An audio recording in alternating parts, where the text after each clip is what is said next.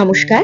আজ বানাবো একটা ভিন্ন ধরনের রেসিপি। এই যে ফুলটা দেখছো, আশা করি সবাই চেনো, কুমড়ো ফুল। খেতে কিন্তু ভীষণ সুস্বাদু হয়। এই ফুলটা দিয়ে আজকে একটা মজাদার রেসিপি বানাবো। তো চলো শুরু করা যাক আজকের রেসিপিটা।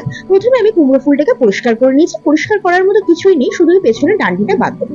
তারপর একটা বাটিতে কিছুটা কালো সর্ষে, সাদা সর্ষে, পোস্ত, কাজু বাদাম, স্বাদ মতো নেবো কয়েকটা কাঁচা লঙ্কা। তারপর এটাকে একটা স্মুথ পেস্ট বানিয়ে রাখবো।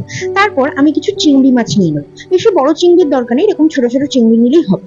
সেগুলোকে দিয়ে আমি এরকম ভাবে একটা কিমা মতো তৈরি করে রেখেছি। তারপর যে পেস্টটা তৈরি করেছিলাম তার মধ্যে চিংড়ি মাছের কিমাটা দিয়ে দেবো। সঙ্গে দেবো পেঁয়াজ কুচি, রসুন বাটা, নুন, চিনি। তারপরে এটাকে ভালো করে মিক্স করে নেব। মিক্স করা হয়ে গেলে আরেকটা বাটিতে কিছুটা বেসন, নুন আর চালের গুঁড়ো দিয়ে একটু গুলে রেখে দেবো।